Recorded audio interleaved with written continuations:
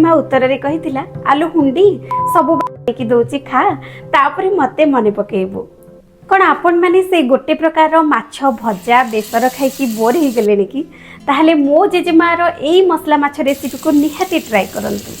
मु तो ग्यारंटी देवी आपण माने एई प्रोसेस रे बोध हुए बिल्कुल आगुरु खाई नथिबे।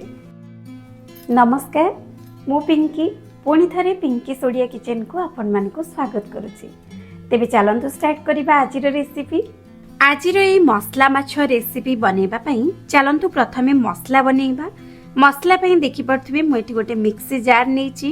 एबे ई मिक्सी जार रे चलंतु 2 बड़ चम्मच सोरिष ऐड करदबा, गोटे बड़ चम्मच जीरा, गोटे बड़ चम्मच गोटा धनिया दे दबा। एठी मु 6-7टा गोलमरिच ऐड कर दूची एवं 2टी कंचा लंका मु एठी ऐड करची। आपण केते राग खाइबे से हिसाब रे लंका अधिक आ कम करके ऐड करिवे। एबे इथिरे 10 रु 12 कोला रसुण ऐड करबा। ए रेसिपी रे ना टिके रसुण को अधिक करके नेबे, देखिबे बहुत बढ़िया टेस्ट आसीबो। एबे इथिरे गोटे चम्मच हल्दी पाउडर ऐड करबा। एबे हल्का पानी दे चलंतु एबे चिकन करके को बाटी दबा। देखि पाउथिबे मसला हमर एबे एकदम रेडी और बहुत कलरफुल मध्ये देखा जाउची। एबे चलंतु जिबा माछ पाखको। आजिर ए रेसिपी पई मु एठी रोही माछ नेछि। आपन को जेउ माछ पसंद आपन सेही माछ नै परबे। माछ को प्रथमे मु एठी भल्लो भाबरे धोई की क्लीन करि नेछि। एबे चलंतु एथिरे मसला ऐड करबा।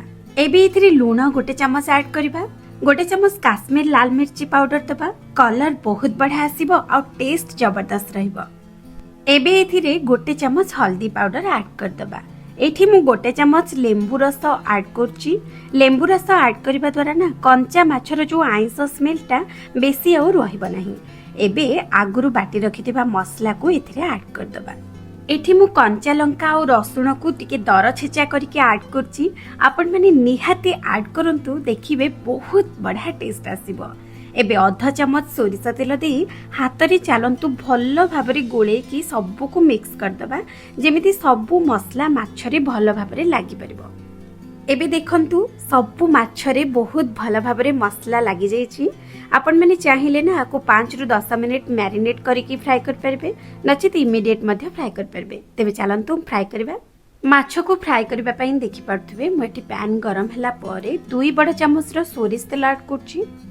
तेल जेतेबेले भल भाबरे गरम हे जिवो, मतलब तेल रु जेतेबेले एम्ति धुआं उठिबो, सेतेबेले आपण रखिथिबा माछ को धीरे धीरे ऐड कर देबे।